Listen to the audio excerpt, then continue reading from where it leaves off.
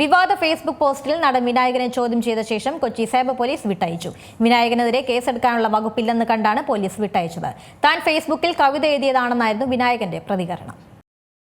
വിവാദ ഫേസ്ബുക്ക് പോസ്റ്റിൽ നടൻ വിനായകനെ ചോദ്യം ചെയ്ത ശേഷം കൊച്ചി സൈബർ പോലീസ് വിട്ടയച്ചു. വിനായകനെതിരെ കേസെടുക്കാനുള്ള വകുപ്പില്ലെന്ന് കണ്ടാണ് പോലീസ് വിട്ടയച്ചത്. താൻ ഫേസ്ബുക്കിൽ കവിത എഴുതിയതാണെന്നായിരുന്നു വിനായകന്റെ പ്രതികരണം. VS അന്തരിച്ച സമയത്തിട്ട പോസ്റ്റിന്റെ പേരിലായിരുന്നു ചോദ്യം ചെയ്യൽ. വിനായകനെതിരെ യൂത്ത് കോൺഗ്രസ് ജില്ലാ പ്രസിഡന്റ് നൽകിയ പരാതിയുടെ അടിസ്ഥാനത്തിലാണ് സൈബർ പോലീസ് വിളിച്ചുവരുത്തിയത്. നിരന്തരം അധിക്ഷേപങ്ങൾ നടത്തുന്ന വിനായകനെതിരെ രൂക്ഷ വിമർശനമാണ് കോൺഗ്രസ് നേതാക്കൾ ഉയർത്തുന്നത്. ഫേസ്ബുക്കിലൂടെ തുടർച്ചയായി അശ്ലീലവും അധിക്ഷേപവും ചൊരിയുന്ന നടൻ വിനായകൻ ഒരു പൊതുശല്യമാണെന്ന് കോൺഗ്രസ് നേതാവ് പ്രതികരിച്ചു. സർക്കാർ വിനായകനെ പിടിച്ചുകൊണ്ടുപോയി ചികിത്സിക്കണമെന്നും എല്ലാ കലാകാരന്മാർക്കും നടൻ അപമാനമാണെന്നും എറണാകുളം DCC പ്രസിഡന്റ് മുഹമ്മദ് ഷിയാസ് പറഞ്ഞു. എല്ലാത്തിനും പിന്നിൽ ലഹരിയാണെന്നും DCC പ്രസിഡന്റ് പ്രതികരിച്ചു. കഴിഞ്ഞ ദിവസമാണ് അടൂർ ഗോപാലകൃഷ്ണനെതിരെയും ഗായകൻ യേശുദാസിനെതിരെയും വിനായകൻ അശ്ലീല പോസ്റ്റിട്ടത്. ശേഷം എല്ലാത്തിനും ക്ഷമ ചോദിച്ച് മറ്റൊരു പോസ്റ്റിട്ടെങ്കിലും പിന്നാലെ മാധ്യമപ്രവർത്തകയെ അധിക്ഷേപിച്ച് വീണ്ടും ഫേസ്ബുക്ക് പോസ്റ്റിട്ടു. ഇത് വീണ്ടും വിവാദമായിരിക്കുകയാണ്.